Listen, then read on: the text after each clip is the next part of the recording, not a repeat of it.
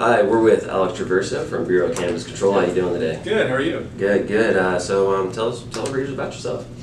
Well, I'm the Chief of Communications for the Bureau of Cannabis Control. I've been on the job for about a year now, so as you can imagine, we're getting busy and everything's getting ramped up. We've got less than 3 months to go, which is a little nerve-wracking to say, but things are in pretty good shape, so we're excited. Awesome. So, with that, how do you feel the laws are progressing going into the new year? I think we're progressing pretty well. I mean, we're a smaller staff, which I think that a lot of people don't realize. I think we're up to 25 employees now. When I started, there was 10. So we're adding staff right now, but as far as the regulations are concerned, and our online licensing system and all the other little components that we're putting together for this run toward January, things are really progressing well, and we feel good about where we are.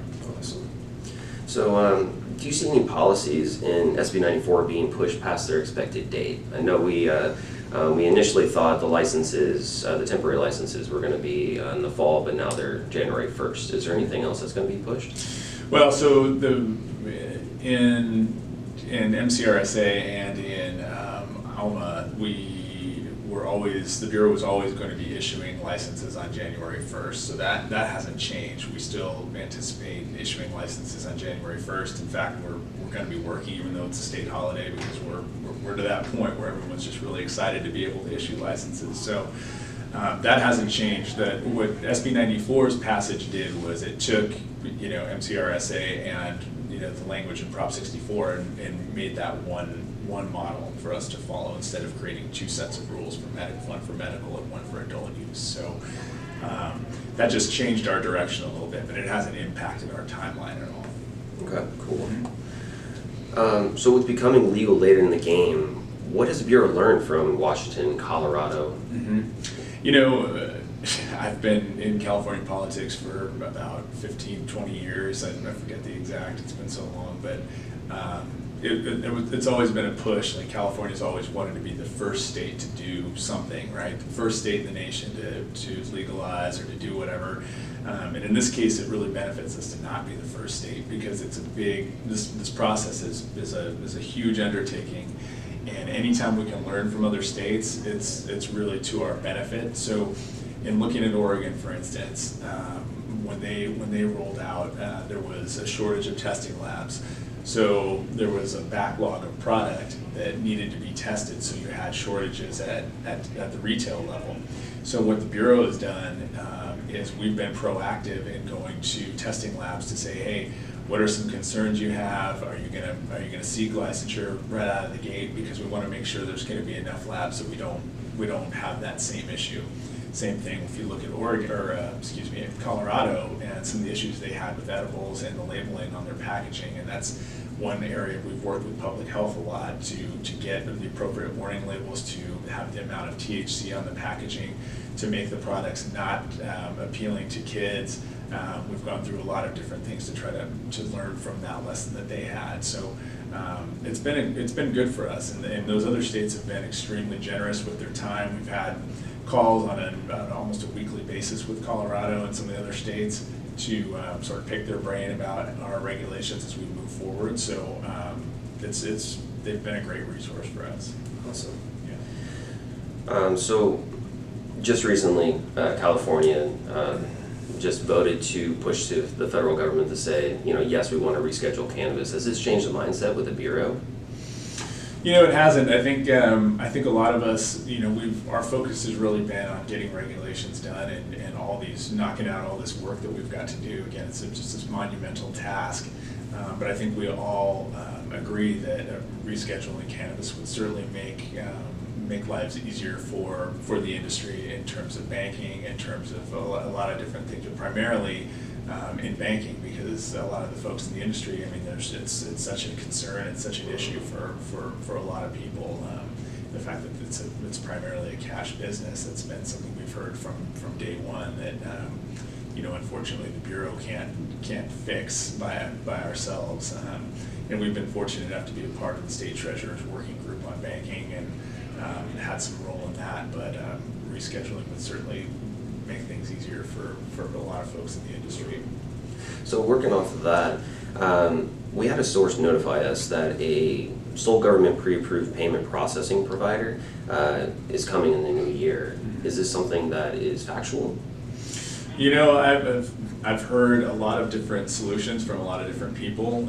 You know, if any one of them would come to the table with something that would work, I'm sure people would take a long look at it. And throughout our work with the Treasurers Working Group, we've had monthly meetings around the state where people have discussed the issue of banking and how to handle cash and had some, you know, solutions. And I think that the important thing at this point to note is just to stay tuned, because next month, early next month, the treasurer is going to release his report. So after all these months of talks with all the people on the banking working group and having and hearing from people about banking in other states and the solutions that they've got, he's going to sort of get all of that into a report and say, here's our recommendation for what's going to work for California going forward. And I know there's been a lot of talk about a public bank, but that's not something that's viable for January 1st. You know, that's a lot, it takes a lot of work, and it's a huge undertaking to get that up and running. So I think everyone's open to looking at different solutions and different ideas, whatever sort of will work in the time being. And you know, again, there's a lot riding on it. So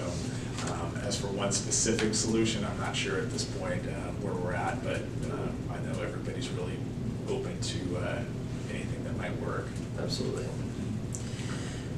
So recently, the High Desert Cannabis Association released a statement that you need a state and local license to be a legal cannabis business.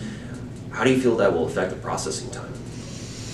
Well, that's been a pretty big issue lately, and the reason I say that is because as we get closer to January 1st, one of the huge things that we hear, and I'm sure you guys hear the same thing, is we're going to hear from a lot of people, just consumers, who are looking on January 1st to be able to go out and buy adult use cannabis and figure out where they can go. And you know, their options are going to be pretty limited right out of the gate, because local governments don't have that same aggressive timeline that the state does. The state's mandated to be issuing licenses on January 1st. Cities and counties aren't. So what's going to happen is the state's going to be ready to go on January 1st, and there may be some of the more progressive cities and counties that are trying to work along the same timelines as the state. But you know, we've been all around the state meeting with people in every corner of the state to talk about, you know, their local ordinances and answer questions and try to be a resource. But what we're finding is that cities and counties are going to take kind of a more deliberative approach and try to have conversations and figure out what's going to work best for their jurisdiction, and they're not going to be sort of beholden to the state's time frame. So what's going to happen then is you know, the people who are operating medical businesses, medical cannabis businesses in those jurisdictions that are currently operating, they're going to seek state licensure to continue doing what they're doing for medical cannabis, but they're going to be a little slower out of the gate on adult use. So that's kind of what we're hearing at this point.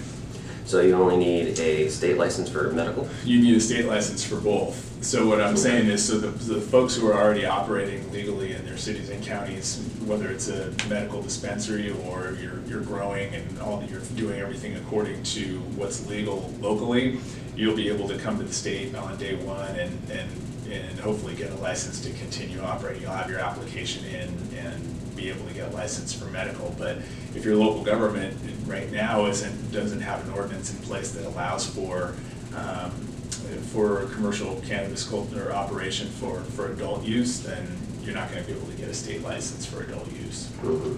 So. Okay. So do you think having this state and local licenses, is it benefiting the Bureau at all? You know, do you feel that each county having control of that is really helping, or is it hurting? I think ultimately it's going to be helping, because it's not really a one-size-fits-all approach that we're taking here. We understand that in parts of the state there's big differences. So what you see when you go way up north into the Emerald Triangle areas, you see people who are primarily focused on cultivation more than anything, and then when you go down south to Los Angeles, there's a huge retail market. So you know, what works for one isn't necessarily going to work for the other. So local control allows for folks to be able to craft something that works and meets their needs, and the state's regulations are really baseline. So if you have a smaller city or a smaller county, that maybe doesn't have the resources available to craft their own ordinance, they may be sitting back right now saying, hey, let's see what the state comes forward with, and we'll just adopt that as our own ordinance. We'll just do what they're doing, or we'll use that as a guideline, and we'll just sort of cherry pick what we like and go from there, however it works. So local government having control, I think, is a good thing for them. So do you think a lot of counties are waiting in anticipation for everything to roll out with the state come, I think it's November? Yeah, I think what we're seeing is we're seeing three different scenarios. We're seeing the folks that have a ban enacted right now because they really have no interest in allowing commercial cannabis activity. We're seeing people, cities and counties that have a ban in place because they want to allow for more time to have those sort of substantive discussions about what's going to work best for their jurisdiction. And then you're seeing those folks who are sort of working furiously to try to get stuff done along the same time frame as the state. So again, if you look at the state of California right now and you divide it up into all the jurisdictions, and there's 58 counties and there's 480 cities, that's a lot of different things happening differently. So it looks more like a patchwork quilt than anything, right? Because everybody's doing stuff a little bit differently. So that's a challenge at this point, but again, we're making our way through that. So coming down to money, how is the Bureau allocating funds to ensure efficiency in the licensing procedure? How long do you think a company will need to wait to be reviewed and accepted for a license? Let me give you a sense of our time frame right now. So we're working right now. We've been working to get our online licensing system up and running. We're moving along really well. We're sort of at our user acceptance testing phase at this point. So we're through all the major work, and our staff now is kind of working with the system to kind of just identify any problems that might need to be fixed, working with it too. And so as far as I know at this point, things are moving along really well, so we feel really confident about that. A big focus for us right now is on trying to really get out there and educate folks on what they're going to need to get that temporary license. So we've got next week, so the next couple weeks, we've got these licensing workshops set up around the state. We're creating a bunch of different resources for people, checklists to say, here's what you're going to need. You need to hit all these boxes in order to put yourself in that ready to go mode for January 1st. So a lot of education about what people are going to need to get the temporary license is happening right now. Yeah, I've been seeing a lot of emails for these licensing workshops coming up. They're coming within the latter part of this month, right? Correct. Correct. So we've got actually later this week, we've got two, and then next week, and then our partners, Public Health and Food and Ag, are going to be putting some together as well. So it's really going to be an ongoing process. We want to get people as clear as possible on what they're going to need to do to get a license, because that's going to streamline our own processes. So the fewer questions we have when applications are ready to go, the more seamless that process is going to be, because we anticipate obviously a lot of people coming forward and trying to get their applications in as soon as they can, so they can begin operating as soon as possible, January 1st or 2nd or whatever the case may be. But the interest level is so high that it's that we anticipate a lot of people coming in right out of the gate. Awesome. Yeah. So now that we know when the application process starts, if a business waits till January 1st or after to apply, will that business have to be shut down until the application process is over?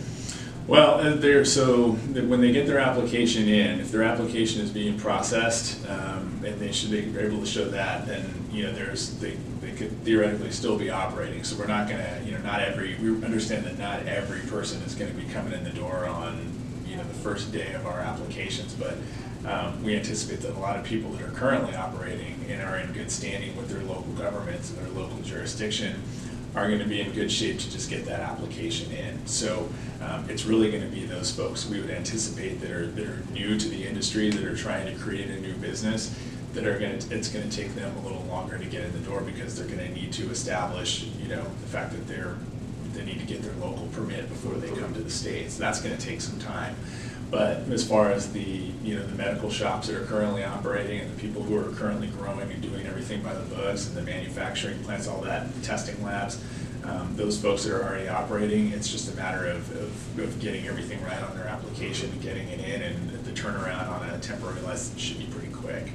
Awesome. So you would recommend doing something prior to 2018 to get everything started, getting the ball rolling? Absolutely, and I think what we're seeing is I think most people are looking to see as much as they can do right now, as much as they can get done. I mean, I can't tell you how many emails I've gotten from people saying like, what should I be doing right now to get a leg up and make sure that I'm ready to go on the first day? And our direction is always, hey, go to your local government and see what you need to be doing locally, because if you're good there, you're going to have a local authorization that you can then take to the state with your application. And if we see some local authorization that says, yes, this person's in good standing, their business is in good standing, they're going to get a license pretty quickly. So. Awesome. So, I always found this interesting when I read SB 94. It states that an edible is neither a food nor a drug. So with an edible company, what do they need to make sure that they are in compliance to package and sell their product? That's a good question for public health, really, because that's going to speak more to the regulations that they're currently working on. So, you know, I can give you a contact there if you Yeah, just fill absolutely. it that blank. But I'm not as well versed in their regulations as I am in ours, unfortunately. Okay. So. With the counties restricting licenses so much, there's talk of about 80 to 90% of businesses remaining underground. What is the Bureau's response to that? You know, the best thing that we can do right now, and we tell this to people all the time, is when we're putting together our regulations, it's always been our goal to make them as simple and easy to follow as possible, so it's more conducive for people to come into the industry, to come into regulation. So when we talk with local governments, we say, you know, we know there's local control, but again, we don't want this industry to be taxed too heavily. We don't want our licensing fees to be too high. We don't want our regulations to be, you know, overburdensome and hard to understand, because these are things that will prevent people from coming into regulation. And there's already a challenge because, unlike other states that we talked about, California's been operating, you know, there's been a thriving medical industry for more than 20 years. So people have been doing things one way without regulation for so long that it's already going to be a challenge to say, hey, you've been doing this for 20 years and now there's rules for you to follow. So we recognize that people are automatically going to say, hey, I'm a little hesitant to come into this. So we need to make it conducive for them to do so, make things easy for them to do that. However, we understand that it's going to be a process to get people out of that illegal market and bring them into regulation. So the process is going to be continuing to fine-tune regulations as needed to sort of get more people into the market. If there are problems, being nimble and sort of pivoting when we need to say, okay, if the industry is saying this doesn't work for them, maybe we should reconsider and reevaluate. I'm sure the legislature will play a role in that in January when they're back in. If we see things that are an issue as soon as we're out of the gate in January, you better believe there'll be a legislator that's saying, okay, well, I'm going to make a fix for this, and we'll get that going. And you know, just continuing to fine tune, and then you know, part of it too is we're going to have an enforcement arm, and we're going to work with local law enforcement if there are, you know, illegal operators that continue to stay out of regulation, and you know, we get complaints from people who are operating under regulation, then we're going to have to go out and we're going to have to deal with those folks. So even with a progressive state or a progressive city like San Diego that started pushing forward very quickly, they only have about 40 licenses from what I've read within the whole county. Do you think that they'll grow from there?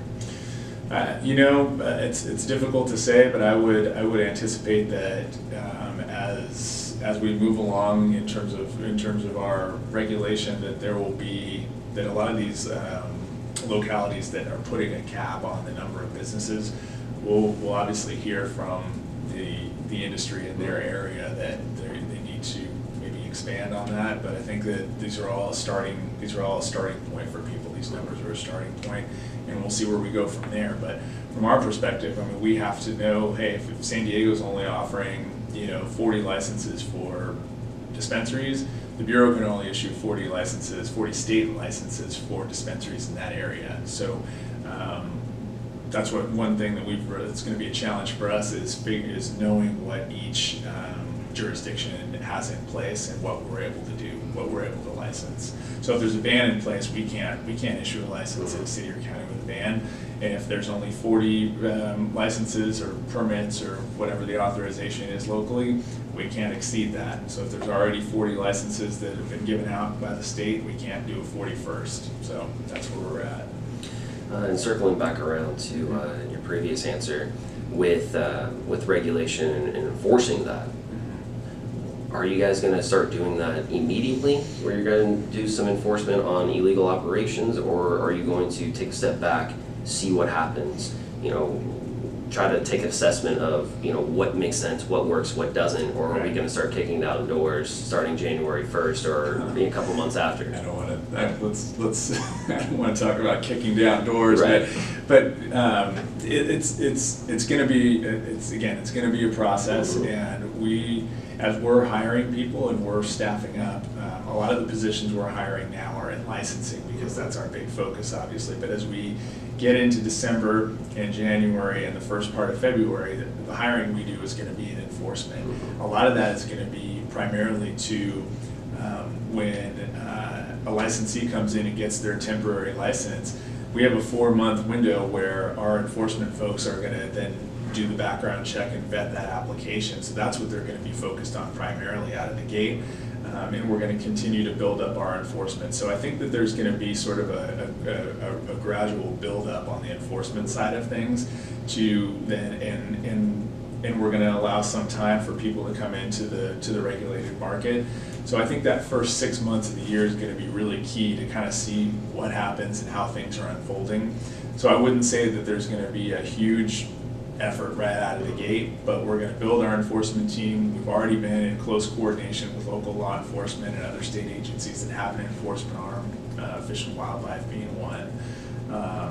And so we're going to continue to build that up as we move forward. And I think one of the things we've seen in Colorado as well is the more tax money that they bring in from the cannabis industry, they're putting a portion of that back into their enforcement efforts to continue to try to tamp down the black market. So I would anticipate that we would be doing the same. Mm-hmm. Okay. So a couple quick questions. How many plants are allowed medically per household? I know that there's been numbers thrown around. Mm-hmm. Well, so right now for personal grows, it's 6 plants, and I think that that's going to continue. That was written in Prop 64 as well, and that's one thing that people can be doing right now. People can, after Prop 64 passed, there were certain things that were legal right out of the gate, and one of them was, hey, you can grow 6 plants in your house right now.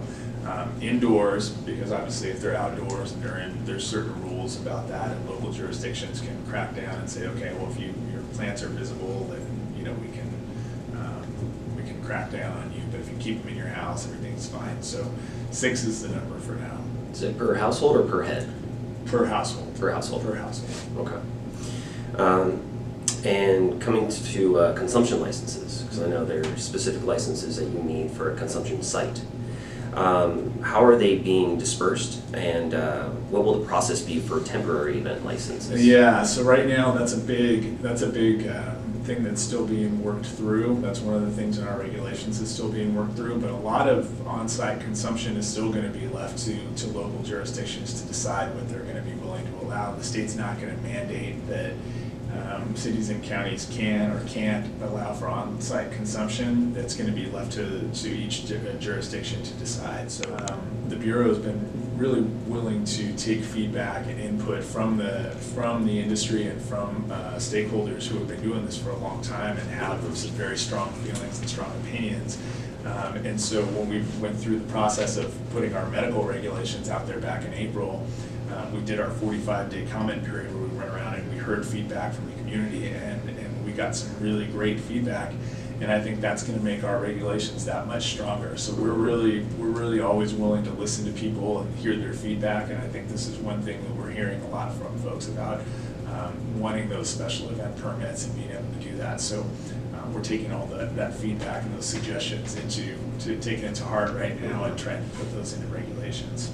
So do you think, like as an ABC event license would somebody be able to get an event license that in a spot that at a certain point in time may not be a consumption area, like a set consumption area, but they can take an event license out for that area? Yeah, again, we're working through it, so it's hard to look into the crystal ball, but I think that when you look at those events like Emerald Cup and, Cannabis Cup and different things like that, I know there's a huge market for that, and people want to be able to put on these events where it does allow for on-site consumption, and potentially even at fairs and festivals and things like that. So I think there's a big market for that, and I know that people have been pretty vocal about wanting that. So again, it's something that's being considered pretty heavily right now. So.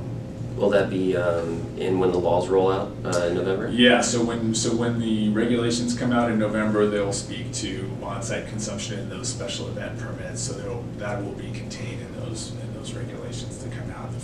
The final verdict. I shouldn't say final actually, because the emergency regulations are really temporary, and then we're gonna, after the first of the year, we will transition toward the normal rulemaking process, because we'll obviously have time. The emergency regulations were only so we could meet our mandated date of January 1. But we're going to go through the normal rulemaking process, and part of that will be that 45-day public comment window where we'll go around the state again and do sort of our listening tour. So again, if there's something in the regulations that doesn't work for people, we're going to again be encouraging people to get out there to those public comment forums and give us their feedback. Awesome.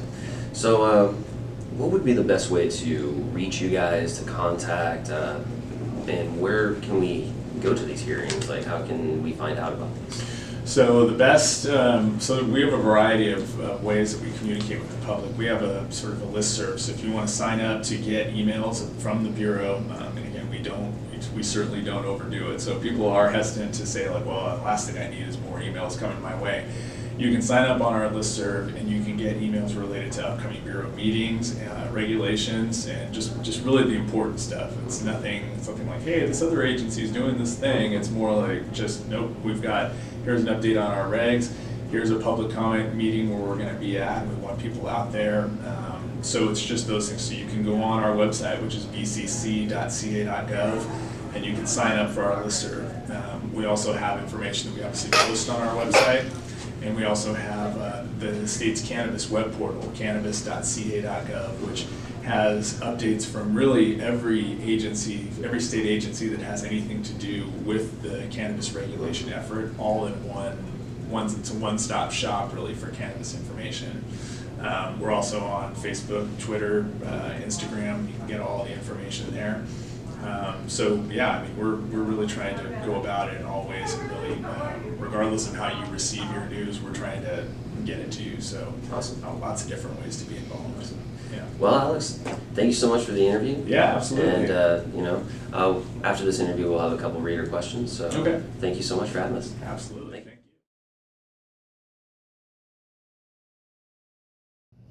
So let's get a couple of the There's some live questions coming in right now. Okay, perfect. So we have someone specifically asking about transportation and distribution. I'm guessing that they want to know, is there anything changed from the last update? Okay. From what I know, with transportation, they're basically they take care of I can't even think right now. But they're the ones that take care of all the lab activities. They basically just take care of that, just for quality control. Mm-hmm. And nothing has changed right now. Again, we're still working out our regulations, so there are a lot of things still in play at this point. So it's really best just to sort of stay tuned until November when those regulations come out, and then, like I said, we'll have the opportunity to give more feedback. So if there are things in those regulations that relate to distribution that don't work or need to be fixed, I mean, again, we're going to be all ears, because this is going to be a process still going forward. That there are opportunities to still have your voice heard, be involved in the process, and so we fully expect to get people's feedback. Awesome. Yeah. So someone is asking, are people not eligible to get a license if they've had a previous cannabis felony? So anything again, one of the things that when Prop 64 passed, if you have a previous conviction that is something that's no longer illegal related to cannabis, so if you have a conviction, you know, we certainly aren't going to hold that against Right. people now. And the people, and folks who have had the opportunity to expunge their record, I mean, people have started doing that pretty much right out of the gate, saying, hey, what I was convicted of before is now legal, so I want my record cleared. People can do that, and we're certainly not going to hold any of those things against potential licensees. So I would hopefully those folks are a little consoled, or however you want to say it at this point. They feel a little bit better about that. Is there going to be a difference between a state card holder and a recreational card holder? Maybe they're referencing either, was that for businesses? Probably just for, I would imagine it's for consumers, right? So there's still a way, so from just on the consumer standpoint, so folks who have a medical card right now can still participate in that program. They can still pay that because there are things about having the medical card that are beneficial, not paying taxes, right. that sort of a thing. So the medical card's still in play. You can still go to a doctor and get a medical referral. And then the average consumer, someone who doesn't have a medical need, will be able to eventually go just into a dispensary and purchase products as an adult user. Yeah. So there will be that difference. And if you're an operator, again, you seek out a license. It's either an A license for adult use or an M license for medical. So it's the same thing. So if you want to be a medical only dispensary, you get the M license. If you want to do both, you get the M license and the A license. It's just a way of sort of tracking inventory and everything through our track and trace system. Actually, a question on that for the medical part of it, for the licenses. You know, everyone talks about how you can just walk into, you know, a doctor and walk away with a rec. Is there any? Have you guys looked at anything like that? You know, any type of regulation when it comes to the medical process of that? You know, that hasn't been something that's really come up. I know the Department of Public Health they're the ones that manage the medical card program, and I don't know how much they're involved with the doctor's referral, but that's something again that would probably fall under their jurisdiction. But they're making a specific process for the medical card. Correct. Okay. So one of the things that we've been seeing a lot, I don't know if you're familiar with a company called Jungle Boys, but they're one of the most successful companies in the cannabis space that actually touch the flower itself. And recently they've been posting, they have like 500,000 followers on Instagram, but recently they've been posting that I guess they're kind of scared because they're under the impression that as soon as next year hits, anyone that's operating without a license is immediately going to have to shut down. Tons of people are going to lose their jobs, and it's going to destabilize basically the cannabis economy. Is that happening? I think we touched on that a little bit about operators. So again, stay tuned to because that sounds like they're a manufacturing outfit. Yeah, and they're partnered with a dispensary, so I think they're owned by the same entity. Right. Yeah. So again, if you're operating legally in your local jurisdiction and you have licenses, again, the process is not going to be difficult for you to transition from your current state as a medical operator licensed by your local jurisdiction to getting that state license. I can't state this enough. I mean, we want this process to be seamless and as easy as possible for folks, and so that's what we're trying to do. We're trying to let people know exactly what they're going to need to do to get their license. We're going to have a lot more information coming out in the next week that's going to let people know step by step, here's kind of what you need to do. Public Health will be doing the same thing. Food and Ag will be doing the same thing, because we anticipate so many people wanting to come forward and get their applications in. We want that process to be the least amount of chaos as possible, right? So any questions that we can anticipate between now and then, we want to be able to get information out to folks and sort of calm those fears a little bit. And we're going to try to make it as easy a process as possible. And again, we're extremely accessible. So if people do have questions and want to send them in offline, our email address is bcc@dca.ca.gov. We answer all these emails almost instantly. I mean, we've got a number of people looking at it, so we're always happy to answer questions and sort of talk people through some of these issues. To streamline a little bit for our readers, can you list out what the Bureau handles, what the public health handles, and also what Food and Ag handles? Sure. So the Bureau of Cannabis Control is going to be licensing testing labs, dispensaries, distribution, and the micro-business licenses. Public Health is responsible for manufacturing, all manufacturing licenses, and Food and Ag is handling all cultivation. So that's how we divide things up. It's not just the Bureau, it's all three agencies kind of working together to regulate the industry. So as far as micro businesses go, if someone wanted to get the license for it, would they have to have already had a building in place that they would attach that license to, or can they apply for the license and then get a location? Well, they're going to have to submit a business diagram. So say, here's what our business looks like. So they're going to need to have that space lined up to give the Bureau an idea of what we're going to be dealing with, because again, the micro business license has some pretty specific information built into it. So we're going to need to make sure that there's no more than 10,000 square feet of cultivation space in that facility. So again, the property is going to need to be in place, because we won't license somebody just and say, okay, cool, we'll take your word for it. We're going to need to see the space and how it lays out. Okay. As far as processing and extraction, do you know if there are any laws that are going to be specifically attached to those, like this building has to meet this requirement, or these are the new safety requirements? And I don't know how aware everyone is, like how extraction works and how dangerous it can be. Are you guys thinking about making regulations specifically for that? Again, unfortunately, that's a public health question, because they're handling regulations for that. So, I don't have the information on that. Unfortunately, that's a better question for their folks. Public health handling the edibles as well. Correct. And what about topicals? All manufactured. Okay. Yeah. All manufactured. And I'm sure a big thing for public health will be fire and safety. They're going to want to make sure that everything gets checked out, that there's a thorough inspection of that. Yep, that's exactly right. How many licenses, or how many people have applied so far? You wouldn't have that.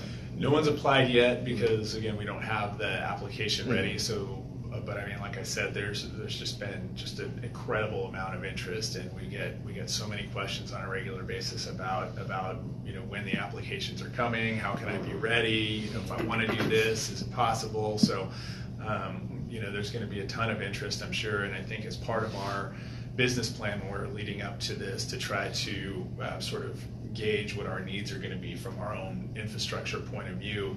I think our estimation was that the Bureau we're anticipating issuing, I think it was 11 or 12,000 licenses in the first year.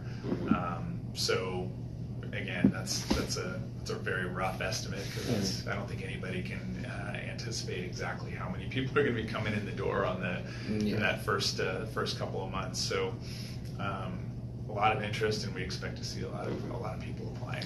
And that's just on the state level, right? Just on the state level. And so on the, do you know of any counties right now that are already doing applications, or are they waiting for in December with the state to accept applications? I'm not. Again, a lot of cities and counties are in different states of readiness. So I haven't heard, unfortunately, because our focus has been so single-minded on our own efforts and trying to get the Bureau ready. But I know that there are cities and counties out there that are certainly getting their ordinance in place, and they're ramping up. And I know the city of Sacramento is doing the same thing. They're getting their stuff together, and we're partnering with them on one of our licensing workshops. So again, different jurisdictions are in different states of readiness, and everyone's really motivated to get going. Okay. So for basically the whole Bureau, when you guys got your jobs, did you go and chase it, or were you selected? Or did they say, hey, who likes to smoke weed, and you guys raise your hand? Or how'd that all work out?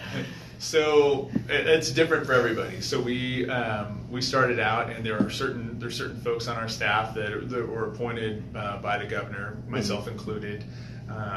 It was sort of a funny side story. So I was working for the lottery for 8 years before I came here as the spokesperson, basically doing the same thing, communications work. And after working a one state job for 8 years, you can pretty much imagine that you've kind of seen it all. You're ready for something, for sort of a new challenge. So I actually talked to the governor's office and said, hey, I'm kind of looking for something else. Do you guys have communications position out there at other agencies that might be open? And well, we've got two things. We've got this position, a communications position with the Department of Education, and we've got this job with the Bureau of Medical Cannabis Regulation. And I said, okay, pretty easy choice. One sounded drastically more interesting than the other, right? So I said, hey, sign me up. And I got a couple eye rolls just because I think people knew how much work this was going to be. But I mean, hey, here we are a year later, and the year's gone by in the blink of an eye. I feel like I've aged in dog years, so it feels like 7 years instead of just the 1 year. But there's never a dull moment, and now we're getting to that point where we're actually putting out on our social media, and if people are interested, we're hiring so many people. I mean, we just put out 15 different job postings last week. So hopefully people are interested in figuring out a little bit more about working for the Bureau, because we're hiring a lot. It's an unbelievably cool place to work. It's interesting. You never have a dull day. It's always great. The team is great. So if people are looking for positions in the state, I mean, this is probably the best one you're gonna find. So check out the jobs section on our website and keep eyes peeled there.